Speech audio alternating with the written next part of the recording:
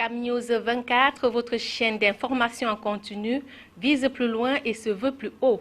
Dans le souci de répondre aux besoins de ses téléspectateurs de tous lieux, la chaîne de télévision de Équateur Media Group a procédé à la finalisation du processus de contrat de diffusion dans le réseau télédistributeur de TVCAM. Les détails dans ce journal. Laboratoire national vétérinaire, les administrateurs examinent la gestion de l'entreprise. Les assises de la 42e session du conseil d'administration du laboratoire se sont tenues ce mardi à Yaoundé. C'est à suivre dans un instant. Et puis ce jour est le jour de commémoration du souvenir de la traite négrière et de son abolition. Cette journée vise à inscrire la tragédie de l'esclavage dans la mémoire de tous les peuples. Voilà pour la vitrine du journal. Bienvenue à tous. CamNews 24, votre chaîne d'information en continu, se veut plus haut. Dans le souci de répondre aux besoins de ses téléspectateurs de tous lieux, la chaîne de télévision de Équateur Media Group a procédé à la finalisation du processus de contrat de diffusion dans le réseau télédistributeur de TVCAM. C'était en présence du directeur général Abdulaziz Soubaïla.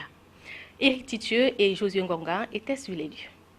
CamNews 24, toute l'information en continu. Plus qu'un slogan, la chaîne de télévision d'Équateur Media Group puise au fond de ses tripes pour combler le besoin en information des téléspectateurs. C'est dans cet ordre de choses que s'est tenue au 3e étage de son siège à Douala la finalisation du processus de contrat de diffusion de la dite chaîne dans le réseau télédistributeur de TVCAM. Les assises ont rassemblé Abdulaziz Soubeya, directeur général d'Équateur Media Group, Louis Pascal Mbachumbanke, directeur général de TVCAM, Gustave Canada, directeur technique de CamNews 24, puis Achille Epoué, fils, secrétaire général du syndicat national des télédistributeurs par câble au Cameroun.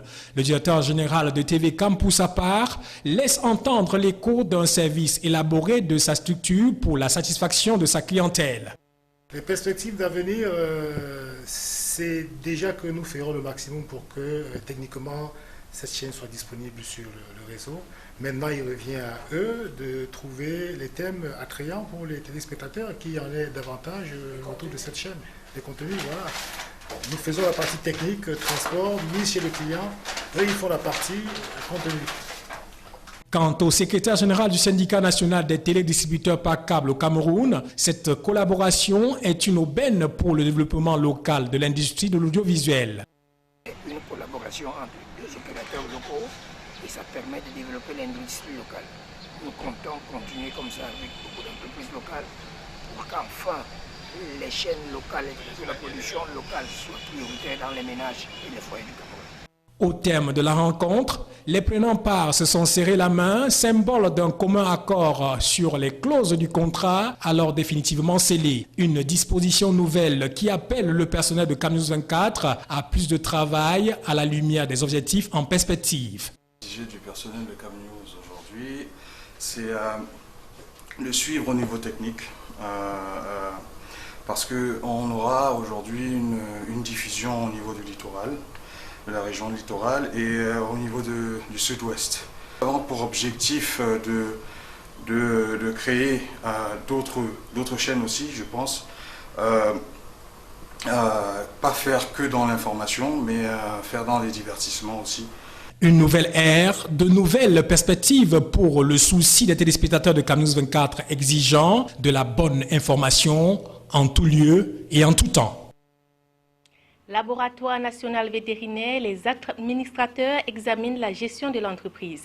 Les assises de la 42e session du conseil d'administration du laboratoire national vétérinaire se sont tenues ce mardi à Yaoundé. Placées sous la présidence du ministre Amadioda Adjoudi, les travaux étaient consacrés à l'examen de la gestion de l'entreprise et à l'arrêt de ses comptes au terme de l'année budgétaire 2015. Les détails avec Salomon Foué, Marcel Vondor et Éric Tichu. À en croire le président du conseil d'administration du laboratoire national vétérinaire Amadouda Adjoudi, le LANAVET a produit en 2015 20 200 000 doses de vaccins et du lien auquel s'ajoute le vaccin contre la fièvre hâteuse et celui contre la rage canine importé pour satisfaire les besoins du ministère de l'élevage, des pêches et des industries animales dans ses combats contre les maladies qui menacent le cheptel camerounais. De l'examen des comptes de cette structure, il apparaît que les ventes de produits et services ont atteint un chiffre d'affaires de 990 millions de francs CFA, dont 86% pour les vaccins produits localement, 12% pour les vaccins importés et 2% pour des recettes provenant des analyses de laboratoire. Il ressort cependant que la production des vaccins, principale activité du LANAVET, reste limitée du fait de la vétusté des équipements et locaux. À ces problèmes d'infrastructure s'ajoutent les difficultés liées aux procédures de passation des marchés, d'acquisition des intrants qui généralement conduisent à la rupture fréquente de stocks de matières premières. L'année 2016 étant la dernière du contrat plan que l'État a signé avec le laboratoire national vétérinaire en vue de sa restructuration, la mise en œuvre de cette plateforme souffrirait de très nombreuses difficultés qui semblent freiner le développement harmonieux du LANAVET. Il s'agit entre autres du manque de statut approuvé qui retarde la mise en place des organes de gestion conformément aux dispositions de loi portant statut des établissements publics. Par ailleurs, l'entreprise souffre d'un manque de capital social, des lenteurs dans le déblocage des fonds logés au trésor public, sans oublier les difficultés liées au fret aérien pour ses importations, idem pour ses exportations. Éducation dans la suite du journal, les assises de la 11e Commission nationale de l'enseignement privé de base ont démarré ce mardi 23 août 2016 à Yaoundé, présidée par Mme Youssouf Adidja Alim, ministre de l'Éducation de base. Pendant 2 jours, il sera question de travailler pour l'amélioration de la contribution de cet ordre d'enseignement dans l'offre éducative nationale de base. Le point avec Salomon Foué, Marcel Vondor et Colin Bekatal. Lutter contre les établissements scolaires clandestins, redynamiser les activités pédagogiques à travers un encadrement de proximité, poursuivre l'implémentation des stratégies de sécurisation des établissements scolaires et assurer la mise en œuvre de l'agenda 2030 de l'éducation. Ce sont là les grandes lignes au menu des travaux de la 11e Commission nationale de l'enseignement privé de base, ouverte ce mardi à Yaoundé sous le thème « Pour une participation efficace de l'enseignement privé à la mise en œuvre de l'agenda 2030 de l'éducation au Cameroun, une éducation inclusive, équitable et un apprentissage tout au long de la vie pour tous ». Pendant 2 jours, il sera question pour les commissionnaires de dresser le bilan du fonctionnement de l'enseignement privé au cours de l'année 2015-2016 et d'élaborer les perspectives pour l'année scolaire 2016-2017. Au-delà de la volonté d'assainir, au moyen de la fermeture envisagée des établissements scolaires clandestins dans les 4 coins de la République, l'amélioration de la gouvernance éducative, le renforcement du suivi, évaluation et le développement de l'éducation inclusive ont été fortement prescrits par le ministre de l'Éducation de base, histoire d'assurer une amélioration de la participation de l'enseignement privé à l'atteinte des objectifs du cadre d'action et d'éducation en 2030.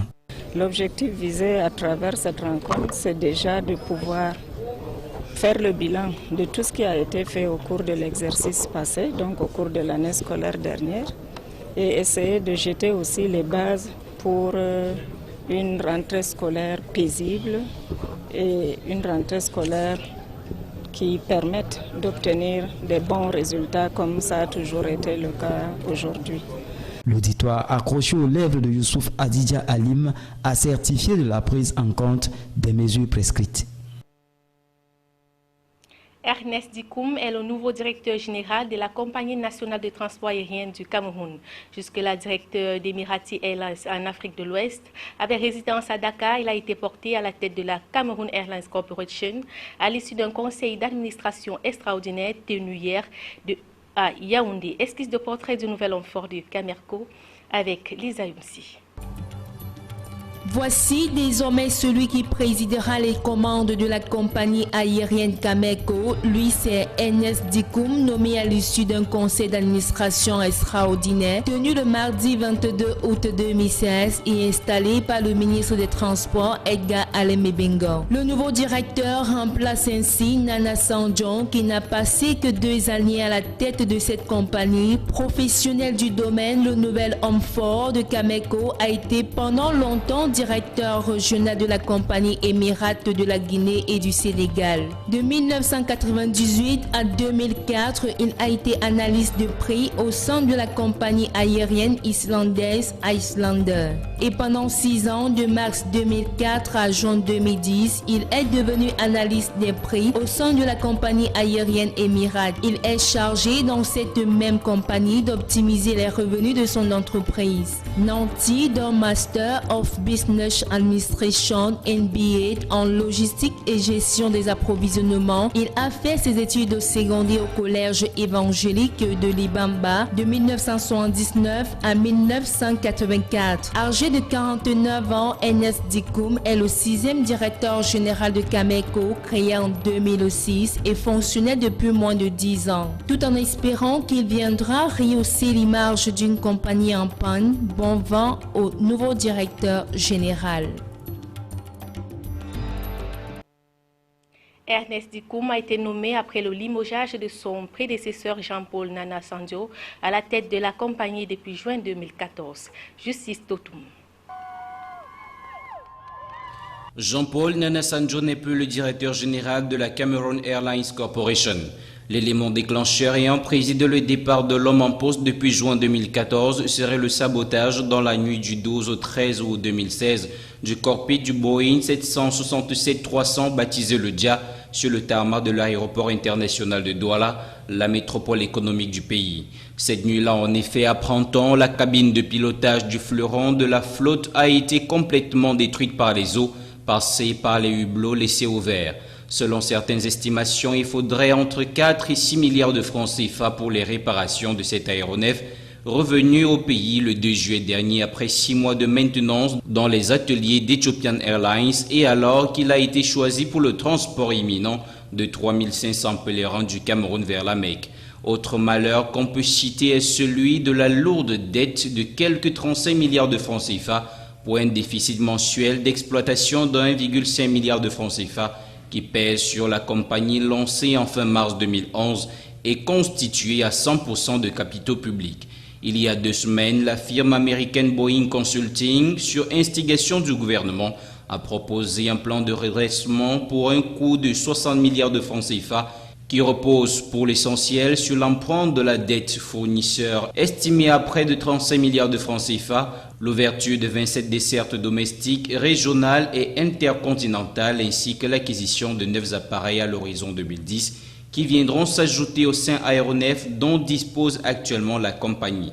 C'est donc une affaire que devra suivre le nouveau directeur général Ernest Dikoum, jusque-là directeur général Afrique de l'Ouest avec résidence à Dakar d'Emirates Airlines, la compagnie des Émirats arabes unis.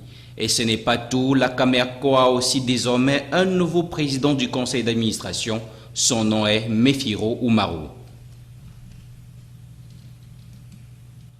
Nous vous le disions en titre, ce 23 août est Journée internationale de souvenir de la traite négrière et de son abolition. Rendue à la 18e édition, cette journée vise à inscrire la tragédie de la traite dans la mémoire de tous les peuples du monde afin que les conséquences humaines dévastatrices de la traite humaine et de l'esclavagisme ne tombent pas dans l'oubli. Retour sur les circonstances de cette abolition dans ce reportage. La révolte des esclaves de Saint-Domingue, aujourd'hui République d'Haïti et République dominicaine, a joué un rôle déterminant dans l'abolition de l'une des plus extrêmes violations des droits de l'homme dans l'histoire de l'humanité. En effet, dans la nuit du 22 au 23 août 1791, un soulèvement d'esclaves à Saint-Domingue, arrachés à l'Afrique pour aller faire des travaux forcés dans les plantations de l'Amérique, a donné le coup d'envoi à la révolution haïtienne. Haïti est d'ailleurs considéré comme étant le premier pays où une rébellion menée par des esclaves a porté ses fruits et mené à l'obtention de l'indépendance du pays en 1804. Cette révolte a marqué un tournant dans l'histoire humaine dont l'impact fut considérable pour l'affirmation de l'universalité des droits humains. Initiée par UNESCO en 1998, la Journée internationale du souvenir de la traite négrière et de son abolition rend hommage chaque année, le 23 août, aux millions d'hommes, de femmes et d'enfants victimes de l'esclavage et qui se sont battus pour la liberté. L'aboutissement L'aboutissement de ce combat mené par les esclaves eux-mêmes est une source inépuisable d'inspiration pour lutter aujourd'hui contre toute forme de servitude. Le racisme, les préjugés, les discriminations raciales et les injustices sociales héritées de l'esclavage. Il faut le rappeler, les populations qui ont été déportées de l'Afrique vers l'Amérique ont eu un parcours des plus difficiles. Discrimination, racisme, esclavagisme, mauvais traitements de diverses natures, malheureusement, ces séquelles de cette portion traumatisante de l'histoire sont encore bien palpables chez les communautés afro-américaines de tout le continent. L'esclavage tel qu'il est présenté dans les livres d'histoire est une page définitivement tournée. Les faits cependant enseignent une autre réalité. Dans l'accroissement des inégalités, l'homme continue de dominer son semblable à son détriment. L'esclavage connaît aujourd'hui une résurgence bien qu'elle revête des formes modernes. Voici d'autres visages de cette cruauté que nous présente une fois de plus Colombe Catal. Il est connu de la plupart des États du monde que l'esclavage est officiellement aboli. Malheureusement, dans plusieurs pays, ce phénomène revêtu de plusieurs formes connaît une résurgence ces dernières années. Industrie de sexe, enfants se sacrifier, asservissement pour endettement et autres emprises rituelles privent des milliers d'hommes, femmes et enfants du rêve d'un avenir meilleur. Les esclaves des temps modernes se recrutent dans les pays en développement. Généralement sans ressources et peu instruites, les filles par exemple se livrent à des proxénètes pour la survie. Une autre catégorie séduite par la promesse d'un emploi à l'étranger ne trouve pas mieux que le poste de ménagère pour un employeur exigeant de leur disponibilité dès l'aube jusqu'au crépuscule, privée du moindre temps pour elle-même. Un pays d'Orient, dans le cas d'espèce, est connu pour sa manière particulière de gérer le personnel féminin, pire encore lorsqu'il s'agit d'une africaine. Les enfants, pour leur part, lorsqu'ils ne sont pas convertis en guerriers, sont vendus ou simplement placés par leurs parents chez des proches. Ces tout petits passent des heures entières dans des mines, fabriques et autres plantations. Ignorant tout de leurs droits et sans le pouvoir de protester, ils sont exploités par des individus véreux. C'est le même sort qui est réservé aux ouvriers débiteurs de leurs employeurs. Pour payer ce qu'ils doivent, ces infortunés sont tenus de travailler plusieurs années sans l'espoir d'une rémunération. Des us et coutumes, d'autre part, contraignent à vie des gens au service de quelques divinités dans des conditions éprouvantes. Des atrocités qui ne connaîtraient pas un tel accroissement avec juste un peu d'humanité. Au-delà de nos frontières, à 5 jours du scrutin, la campagne électorale pour la présidentielle gabonaise est entrée dans sa dernière ligne droite. Les 628 000 électeurs que compte le pays vont élire parmi les 11 candidats restants en lice leur nouveau président. La campagne préélectorale s'était ouverte avec une vingtaine de candidatures déposées devant la commission électorale. Celle-ci a validé 14 dossiers, dont ceux du président sortant, Ali Bongo Ondimba, candidat à sa propre succession, et celle de la figure majeure de l'opposition, Jean Ping. 3 grands candidats se sont depuis retirés de la course et ont rallié le camp de ce dernier afin de donner une meilleure chance à l'opposition. Voilà qui met un terme à cette édition du journal. L'essentiel à retenir. CAM News 24, votre chaîne d'information en continu, se veut plus haut et vise plus loin. Dans le souci de répondre aux besoins de ses téléspectateurs de tous lieux, la chaîne de télévision de Équateur Media Group a procédé à la finalisation du processus de contrat de diffusion dans le réseau télédistributeur de TVCAM. C'est en présence du directeur général Abdelaziz Soubaya. Et puis ce 23 août était jour de commémoration du souvenir de la traite négrière et de son abolition. Cette journée vise à inscrire la tragédie de l'esclavage dans la mémoire de tous les peuples. C'était le journal de la rédaction réalisé par Yves Tadiofo. Merci de nous avoir suivis. Nos programmes se poursuivent.